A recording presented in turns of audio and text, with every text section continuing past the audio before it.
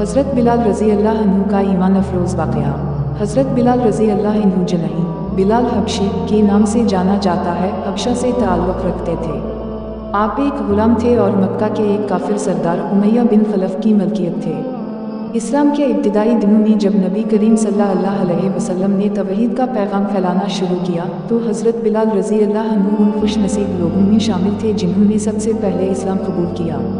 ایمان کی پکار۔ جب حضرت بلال رضی اللہ عنہ نے کلمہ پڑھا، لا الہ الا اللہ محمد رسول اللہ، تو ان کے آقا امیہ بن خلف کو بہت غصہ آیا۔ اس نے حضرت بلال رضی اللہ عنہ پر ظلم کے پہاڑ توڑ دیے۔ انہیں تپتے ہوئے صحرا میں لٹا کر ان کے سینے پر بھاری پتھر رکھ دیے جاتے، لیکن بلال رضی اللہ عنہ کی زبان پر صرف ایک ہی کلمہ ہوتا، علامت تعجب، علامت واون، اللہ ایک ہے، اللہ ایک ہے۔ جب یہ ظلم نبی کریم صلی اللہ علیہ وسلم اور حضرت ابو بکر رضی اللہ عنہ کو معلوم ہوا تو حضرت ابو بکر رضی اللہ عنہ نے امیہ بن خلف کے پاس جا کر حضرت بلال رضی اللہ عنہ کو خریدنے کی پیشکش کی۔ امیہ نے بہت زیادہ قیمت طلب کی، لیکن حضرت ابو بکر رضی اللہ عنہ نے فوراً وہ قیمت ادا کر کے بلال رضی اللہ عنہ کو آزاد کر دیا۔ نبی کریم صلی اللہ علیہ وسلم نے فرمایا، اس سے زیادہ بلال جنتی ہے اور میں نے اس کے قدموں کی آہٹ جنت میں سنی ہے۔ پہلا موز۔ مدینہ ہجرت کے بعد جب اسلامی ریاست قائم ہوئی تو حضرت بلال رضی اللہ عنہ کو پہلا موز مقرر کیا گیا۔ ان کی آواز میں اللہ کی عظمت کا ایک خاص رنگ ہوتا تھا۔ اذان کی ہر صدا دل کو جھنجھوڑ دیتی۔ اذان کے کلمات، اللہ اکبر، اللہ اکبر، حضرت بلال رضی اللہ عنہ کی زبان سے نکلتے تو مدینہ کے لوگ روحانی وجد میں آ جاتے۔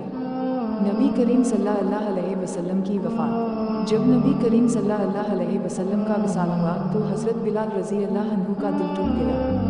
وہ اذان دینے کے قابل نہ رہے۔ جب اذان دیتے تو نبی کریم صلی اللہ علیہ وسلم کے نام پر پہنچ کر رونے لگتے اور اذان مکمل نہ کر پاتے۔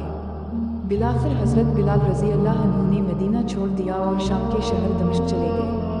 وہاں آخری عمر گزاری۔ آخری خواب اور اذان۔ روایت ہے کہ حضرت بلال رضی اللہ عنہ نے خواب میں نبی کریم صلی اللہ علیہ وسلم کو دیکھا۔ آپ صلی اللہ علیہ وسلم نے فرمایا، بلال تم ہمیں ملنے کب آ رہے ہو؟ حضرت بلال رضی اللہ عنہ جاگے اور فوراً مدینہ واپس آئے۔